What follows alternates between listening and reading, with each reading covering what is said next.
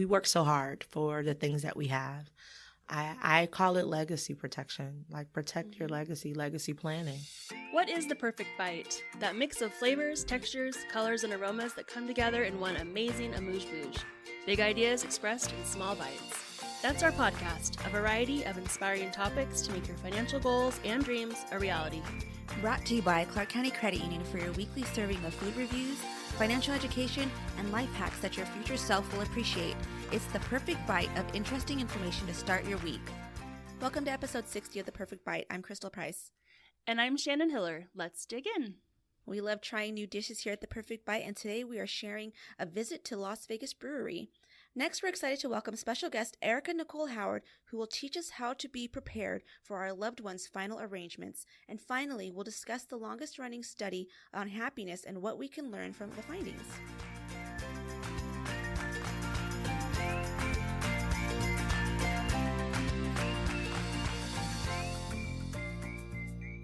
Each week on The Perfect Bite, we'll visit a locally owned Southern Nevada restaurant we hope you will try out and become your new favorite as well. And this week we visited Las Vegas Brewery, right across from Mountain View Hospital on Tenaya near Cheyenne. It used to be called Tenaya Brewery, but I've seen that. Yeah. It's right there. You cannot miss it. Everything has been redone. New menu, new tap room. I think the restaurant inside has all been redone. And it's a family-owned business with entrepreneurs that go back 4 generations and who have relocated to Las Vegas and started this restaurant. Oh my gosh. Super nice inside. And if you go to their website, on the homepage is this beautiful photo of what we ordered. It's the pub cutery board. And as soon as I saw it on the menu, I was like, must eat this immediately. It looked so good. So it's a giant, picture this, Crystal. I'm picturing. A giant soft pretzel. Like I'm talking like... I like pretzels. A foot? Like, I don't know. Oh my gosh. Brittany ate it with me. It was huge. And so as you have like the pretzel looping, each little section, they're filling it with deliciousness. So you have this warm pretzel, and then you have pastrami and other cured meats, pimento cheese, pickled veggies. There were radishes and cauliflower and green beans, marinated olives, 2 different types of mustard.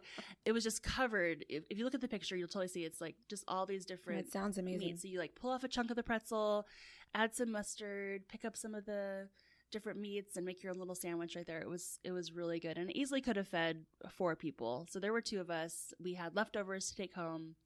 We, for research, had to order a lot of different things. So we were very full. The other thing we ordered was the beer-battered mushrooms with the caramelized onion and sherry aioli. That was delicious. It was different types of mushrooms, different shapes.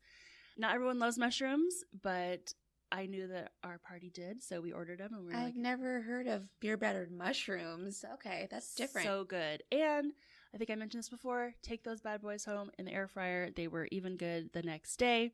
So good. And then the third thing we ordered was the fig and bacon jam with goat cheese and arugula flatbread. That bacon jam, I think about it still. It was so good. Bacon jam is pretty amazing. And then they threw in figs too. It's like elevates it to a whole other level. And like I'm newly trying not to have certain dairy, but I can have goat cheese. So I was like, I'm going to try this.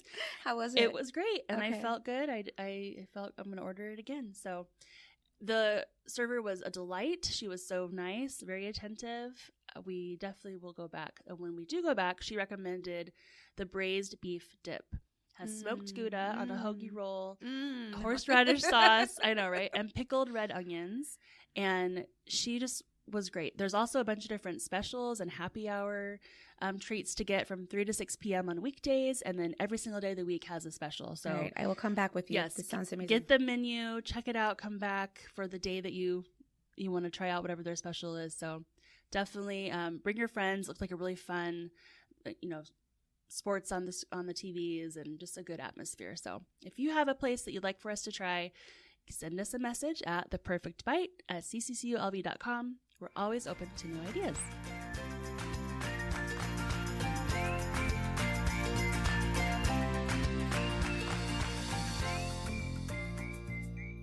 So every 5th episode, we invite a guest to The Perfect Bite to share their expertise and knowledge on a topic. Our guest today will be sharing ways that you can celebrate the life that inspired you by starting after life planning now. Today for our finance segment, we're happy to welcome Erika Howard, the operations manager for Inspired Life Memorials. She's going to share some of the caring and compassionate advice she gives to those in preparation for a loved one's final arrangement. Welcome to The Perfect Bite, Erika. Hello. Hi, ladies. Thank you for having me. Thanks for joining. Now, before we get started with the interview, can you tell us a little bit about yourself and your history of working with final life arrangements? Yes. My name is Erika Howard, affectionately known as Erika Nicole. I'm originally from Dallas, Texas. I studied business at Pepperdine University and then moved to Las Vegas in 2007. During the pandemic, up until the pandemic, I had always been in sales and marketing and events, and I had to pivot. So that's quite a pivot. It was, but looking funeral arrangements is an event. And true. It's, believe it or not, there's a sales and marketing aspect of it. And I had been asking for purpose in life. And so for the last 2.5 years now, I've been working with families and helping them with end of life and transition. Nice. Very Well, cool. thank you for joining us today. This is something that's a part of all of our lives eventually. So yeah, I think this will be very helpful for our listeners and maybe mention for us why as like well. this stood out to you. Why did you want to have Erika It come stood on? out working. Well, okay. Two parts. Okay. I used to work on the teller line, and a lot of times we would have, maybe a member passed away, and they would come in and provide the death certificate, and the account, we would see there's no beneficiary. And so it would turn into this very long process, whereas it could have been a lot streamlined in that area.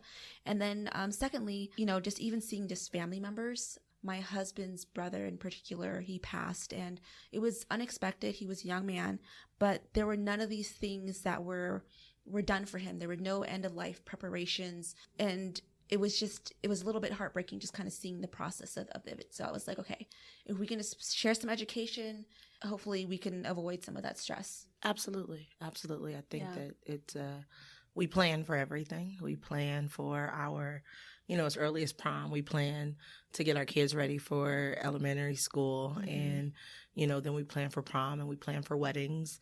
Unfortunately, we don't necessarily plan for end of life, nor do we plan for our departure. So it's important that we do such things. Just got kind of chills thinking about that. First of all, I guess the first question I have is most people want to know is how can you prepare your family for your own departure? I think a conversation. A lot of times people think that talking about death is morbid. Even when our older family members, they'll casually say, well, I don't sing this song at my funeral, or don't do this or don't do that. But even recently, I think I've had to sit down and talk to my parents. Like, what are your wishes? It's just a simple, and there's the icebreakers. Hey, I know this is going to be uncomfortable, but I want to know, and it's never too early to prepare. I think my son is 19. Before he left for college, I had a life insurance policy on him just because, maybe because I see it, and it's real life for me. But I think a conversation is important. It's vital and it's essential because you want to know what your loved one, how they want to be remembered, how they want to be celebrated, if they want to be celebrated. And then in that, do you want me to cremate you? Do you want me to bury you? Yeah. And if you are cremated, where do you want your remains? Do you want us to spread you somewhere? Do you want us to put you in a niche? Like, what are these, there? So many different options. Yeah, don't leave me to figure it out, because if it were up to me, then I would do it this way, because technically you wouldn't know. However, I think it's really a kindness to those you leave behind. Yeah. To plan. Yeah. And sometimes it feels like you said, this is morbid, or I don't want to talk about it yet, or maybe talking about it will make something happen, or, whatever we kind of think about it. But I think really knowing what that loved one wants is just such a relief. Yeah, it's like a checklist. It's peace of mind. Yes, they want to wear this outfit. They want to be buried here. Okay, I've done this. This is exactly what they wanted, and you feel good that you're able to kind of fulfill those wishes and honor them even in their death. Right? You're already dealing with so much. You're dealing with the grief of, I've lost my loved one. I can't imagine life without them. Now imagine if there was like a plan in place. Right. Like, this is this is what, or mom always said she wanted to be buried at this cemetery near the water, or mom said don't spend a lot of money on my funeral. Whatever it is, at least now I know, and I can honor you. I can literally, and it's a dignity in that. It's a dignity in knowing, like, I honored your last wishes, and, you know, we're laying you to rest properly. Could you give us like a script? Like, what would you, like, you kind of touched on it, but like what, maybe there's someone who doesn't want to talk about this, but you really feel like it's important. What, how could you, like you said, break the ice? What would you say? I think it would just be, and it's, I think it's setting and delivery is important, right? So it's the same way we're sitting here casually, you know, hey, mom, dad, loved one, you know, uncle, whoever it is. I've really been thinking, you know, tomorrow isn't promised, and while I'm not ready for your departure, I want to make sure that, you know, we have a plan in place. How do you want us to honor your life and your legacy? How, you know, do you want to be cremated? Do you wish to be buried? You know, these types of things, and it's just a simple conversation. And sometimes it'll be like, for my family, sometimes it's laughter. Like I said, like I have a loved one that's like, they better not sing Amazing Grace at my funeral, you know, and it just, like, I want wind beneath my wings. Right. It's all about how you deliver it. But I think that the conversation itself it's important. Because it does. You'd be surprised. Obviously, sitting across from a family is never an easy task. However, when the family when they have a clue or they have a plan, and it makes the life a lot easier. Now I can fully just grieve your departure and not have to deal with all of the other aspects or search for things. And I don't know if we're going to get to this, but I believe in making a list. You want to list out your wishes, but then I also need you to list out all of your financial aspects as to, like, your accounts or your life insurance policies. You know, who do I call? And then keep that in a safe place. Maybe in a folder. Question, like, because we talked about earlier the financial side, we see so much, and what can we do now? My mom sent me. She's so funny. If you're listening, Mom, love you, but she mailed me a card of her insurance guy where she lives in her town, which I'm like, take a picture and text it to me. I would probably save that better. And she's like, I just want you to have this. There's like a sticky note attached to it. I think, like, just keep this. And I'm like, what is it? You know, so she's thinking about it, but kind of giving it to me in, like, piecemeal. I don't have it all together. So what kind of things what's on that checklist? On that checklist, because I ran into a family and I thought it was amazing. It was almost like a portfolio. And in the portfolio, he had listed all of his significant accomplishments in life. It was like an outline for his obituary. And then he had all of his insurance policies listed. The name of, like, but this guy had 4 children. He left a policy for each of them. So he allocated this insurance company. So let's say it was MetLife or whatever insurance company it was. This policy has this much, and this is going to Bob. This is going to this much, this policy. So a list of your policies, a list of your accounts, even things like your mortgage. Like, I may not know who mom's home is mortgaged through, you know, but I'm going to one day need to send a death certificate to this company. And if it's not in a trust, which we can get into later, I need to figure out how to transfer a deed or what has to happen with this house to avoid it from going into things like probate, because that's where the process gets long. That's where now I'm having to deal with months on end and dealing with courts and things, where there are things that we can do to prepare our family. So you talk about a checklist. I would strongly advise a trust or a will. Even if you don't have necessarily the funds to sit down with, like, an attorney, there are ways, like, now, thank God for Google, you can literally make a will and have something notarized. And I've seen one handwritten, and they just had it notarized, but it protected the family. Okay. That seems easy enough. Yeah. It's very simple. Yeah. But a list of your accounts, a list of, I bank with Clark County Credit Union. Here's the account number. And then listing your family members as a beneficiary. Any account you have, any pension you have, anything that can be transferred over, you should have it listed as someone listed as your beneficiary. So that way, if it does come to that and it's time to close an account, Now I can bring a death certificate, and now I'm not dealing with the mundane, lengthy process.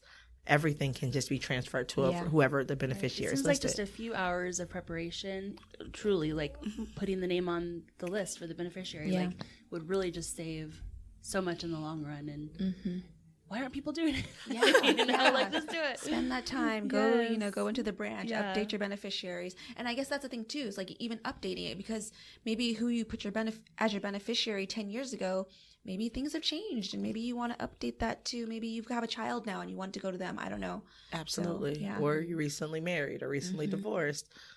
Just taking care of those types of things. Yeah. For sure. I want to go back really quick before I go to the next question. How about, that icebreaker for having conversations on your own? So like myself, how should I talk to my husband about what I want? I've tried before in the past, and he's like, oh, I don't want to talk about it. He doesn't want to hear it. Right. And I'm just like, well, no, I just want you to know, like, for me, I'm like, I want my ashes turned into like a piece of jewelry. That's what I want. I just want you to know that. Take note. Right. And so maybe write it down somewhere. And that too, if you can't get into the conversation, then it would be a matter of writing it down and leaving it. Like one of my loved ones I know, she's like, okay, in my office, the top left drawer is everything you'll need at my departure. Okay. She's 71, lively, still travels the world, but you would, she's aware that in case of emergency, your life is fragile. Okay. Yeah. But I mean, a lot of times after services, say someone younger passes away, sometimes that'll spark the conversation or the ease of the, the fragility of life. Like, oh, we would have never thought this person was 31 and whatever happened. So, hon, if this happens, this is what I want. You're doing something for your son, like. Oh, my son and my daughter. Absolutely. Only because and for multiple reasons, but I just want to make sure that he's, if anything happens, I'm not scurrying to figure out, funeral costs can get expensive. Right. Yeah, my in-laws had policies on all 5 of their kids until honestly just recently, and they're all like, older. Yeah. And so they'd been keeping this, and it was just to take care of a funeral if something had happened. So each of their kids had a modest policy, but one that would cover. That's what I have for mine too. Funeral expenses. Just in case, enough, whatever the average cost of a funeral was back then. That's what I made sure I had enough for each of the kids. You just never know. And that's smart. You can't. We work so hard for the things that we have. I call it legacy protection. Like protect your legacy planning. Yeah. Just play this podcast for your husband in the background. What do you think? Oh. What about, can we talk a little bit more about POAs? Would a POA protect you in death? It does not. Oh. At the point of death, a power of attorney becomes null and void. Really? It's only viable while you're living. Okay. So then a will would then replace a power of attorney. So and then there are different types of POA. Mm-hmm. There's a medical POA. There's also a financial POA. Oh my gosh. So you want to have a will. Okay. A last will and testament. That's good to know, because I think we had somebody, and I didn't follow up on what actually happened, but I remember there being some kind of an issue, like somebody had passed, and their POA came in, but we were not able to talk to them. So it doesn't. Well, if they were they listed, they probably weren't listed as a beneficiary either. Mm-mm. Yeah, so power of attorney becomes null and void. And a lot of people don't know that. I deal with families and they're like, oh, I'm POA. And I'm like, there's nothing that I can do for you. I think we all need like an adulting coach just to take us through. Because there's so many things that people don't know. I mean, should write like a pamphlet, just so you know, FYI, facts, your FAQs, and just like POA doesn't cover you after this. Make sure you got your will, get your life insurance, add your beneficiary to your account. Or say in cases where people don't have, say they don't have children and their loved ones passed away, there is a form that they can complete for it's what we call a final disposition. So basically if, say your aunt, you become her caregiver and she wants to be cremated or she wants to be buried, there's a simple form that she can complete, have it notarized, and now you have the ability to determine her final disposition. And that's important in, some states. Do you have one of those that we could link on our... Absolutely, okay. I can. Awesome. Yes. Okay. Yeah. Absolutely, I can. Very good. Well, any other suggestions or someone who's just getting started that we haven't touched on? I think that the same thing with the house, a transfer on death. So it's called a TOD. Okay. Things like that for ownership. You want to just make sure. I can't stress the importance of putting all of your accounts and listing these things in one place. Maybe you have a pre-plan or a pre-planning, because people look for life insurance. Is the TOD in your mortgage? You should be able to talk to your mortgage company. Okay. Yep, about such things like what do I do at death? Like how do I do a transfer of it's a TOD? You can do the same thing with your auto loans. Oh, okay. Yeah. Or your ownership. Excellent. And people never know how many death certificates to have. But chances are, if you have a life insurance policy, they're going to want an original. So I deal with a lot of families that are coming from hospice, and hospice always says rule of thumb just to get order 10, because you need one for your life insurance. You'll need one for your bank account, I'm sure, right? They have to show you want an original. Transferring titles on cars, things like that. You just want to, almost, this is getting detailed, but in that list, will they need an original death certificate? So that way now your family knows how many to order. And it's our, I don't want to say responsibility, but it's almost like I'm doing this courtesy for you to make this a little bit easier. Yeah. And normally when people are terminally sick, they think about these things, but I like to encourage that we, even healthy people, start having these conversations and start preparing for such. Accidents happen all the time. You never know. You never know. It feels easier when you are healthy to talk about it. Of course. Right? So start now, everyone. Yes. Don't wait. I'm not going anywhere tomorrow. Right. However. But it's good to have it prepared. Exactly. Well, thank you so much. We have a couple questions that we always like to ask our guests before we let them leave us. The first one is, what piece of financial advice would you give to someone that they can implement right away and help their future self financially? I would say invest in life insurance, and that, because that'll protect your legacy. It'll protect generational wealth. And depending on what type of product, you can use it for a multitude of things, but life insurance is important. Yeah, and even members of the credit union can get some free life insurance. We offer it through some of our providers. Member perk. So if you get that in the mail, don't throw it away. It's real. You can sign up and get that. Every little bit can help. And so I know that some members ask, what is this? Is this you guys? Yes, it is us. You can get that extra life insurance through the credit union. So that's great advice. That's good. And our final question, since we talk about food always in our first segment, what is your favorite Southern Nevada locally owned restaurant? And when you go, what is your go-to item? So it would definitely be Herbs and Rye. Oh, we've done that. Yes. Any of their steaks accompanied with mushrooms and onions. And then there's a whiskey potato that they have, which is absolutely amazing. But I eat everything when it comes to appetizers there. I'm a calamari girl because it has the peppers and the bacon in it. But then also their flatbreads are amazing. But any steak at Herbs and Rye. We're on the same page. I love steak. You do? Yeah. I don't eat them much. Try something besides steak. She's been good. Yes, I have been trying, but that's my default. But even there, Surf and Surf is great too. You really can't go wrong with their menu. But I'm an Herbs and Rye type girl. Is it Sahara? Sahara and Valley View. Okay. And now they have a sister location, which is Cleaver on Paradise, which is also really great. But they're locally owned. Great restaurant, amazing Paradise service. Restaurant Row over there, all the different so it's Paradise off. Well, it's north of Flamingo. Does that make sense? Right over there. Yeah, right over there. Yeah. Cleaver. Okay. Gotta try it. Yeah, and you really can't go wrong. And it's a speakeasy. Herbs is, and it's the happy hour is great. And steaks are on happy hour. You can't go wrong. Excellent. Yeah. Well, thank you so much, Erika. Thank you guys for having me. This is great. It's good conversation starters with your loved ones and things for us to think about for ourselves. Yeah, So, replay this and take your notes.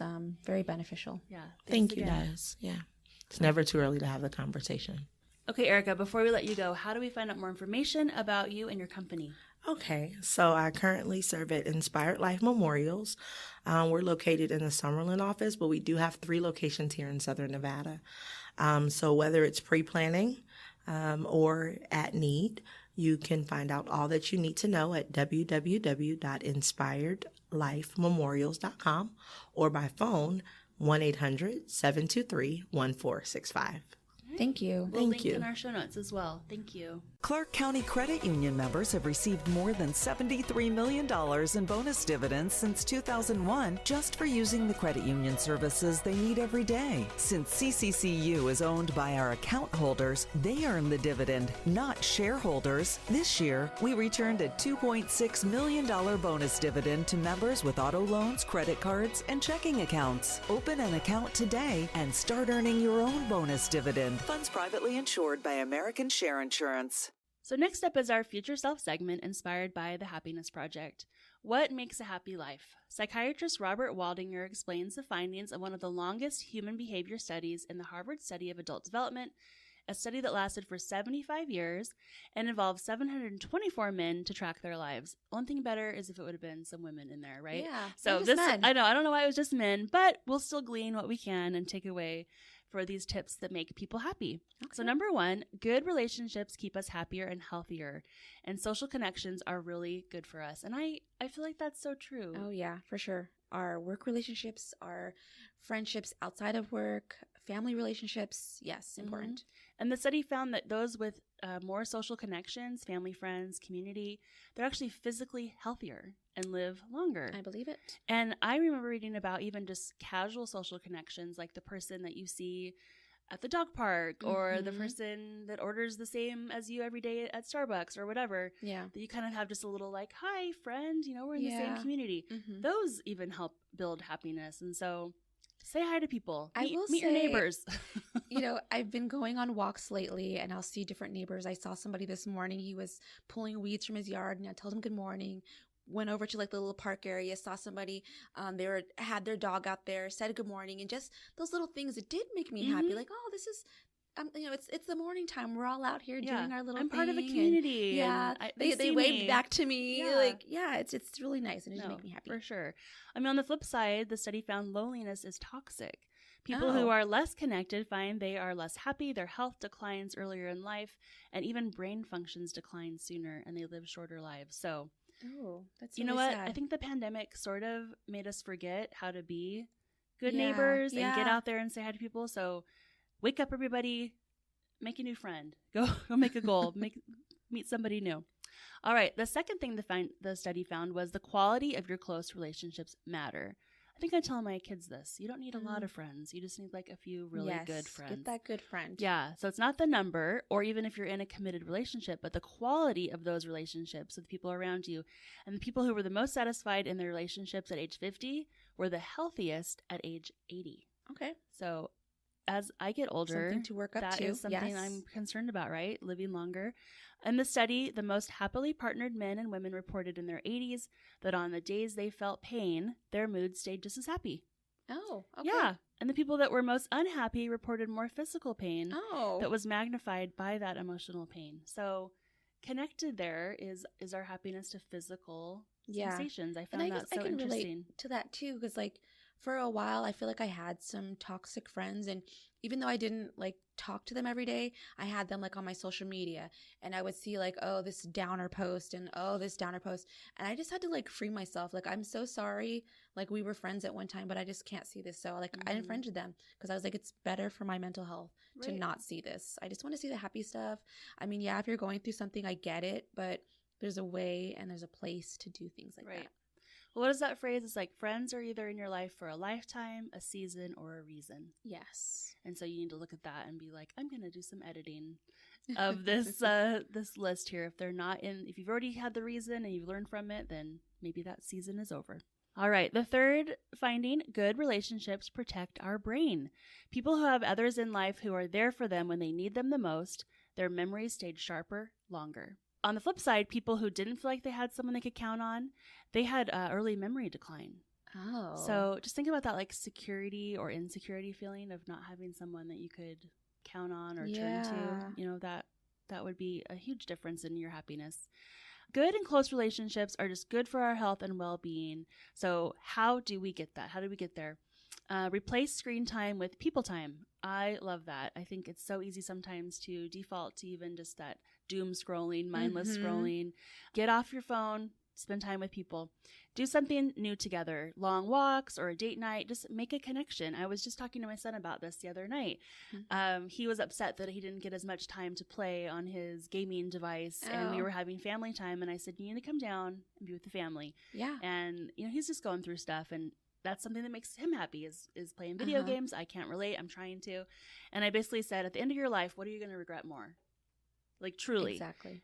Spending time on that Nintendo or spending time with our family and building relationships. And maybe it's not fun and like this like mindless entertainment that you're looking for, but I think that those relationships matter so much that you need to invest the time, even putting in time that doesn't seem like always just mindlessly entertaining. We do that all the time. And it at first, I think we'll force our kids like, nope, we're all going out to dinner. Oh, we're all going to the movies. Like, no one's staying home. We're going to do it. Yeah, you just went to the fair. You guys always do stuff. We do. We try to, especially when they get older, gets a little bit harder because, they've got either their own friends or they're into the games or they're watching a movie or they're on, or they can drive, all these little things. And so we're like, no, you're going to come and do this stuff as a family. And at first there's the grumblings. I don't want to. Why are you making me? Blah, blah, blah, blah, blah.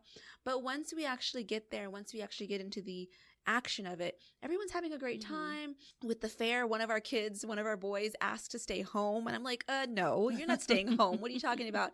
But when we were coming home on the drive home, I asked the car full, like, what was your, the best ride? He was the first one to chime in and be like, oh, I really like this ride. Da, da, da, da. So it works.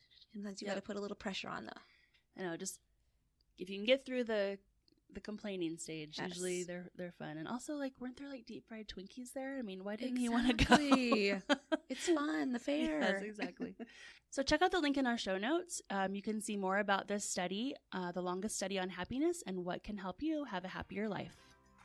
We want to hear from you. Send us your financial questions or money topics that you'd like to learn more about, and don't forget any fun local food recommendations. Our email is theperfectbite@ccculv.com. Thank you for listening to this week's episode, brought to you by Clark County Credit Union. For additional money management tips and financial calculators, check out our website at ccculv.org. Now that was The Perfect Bite.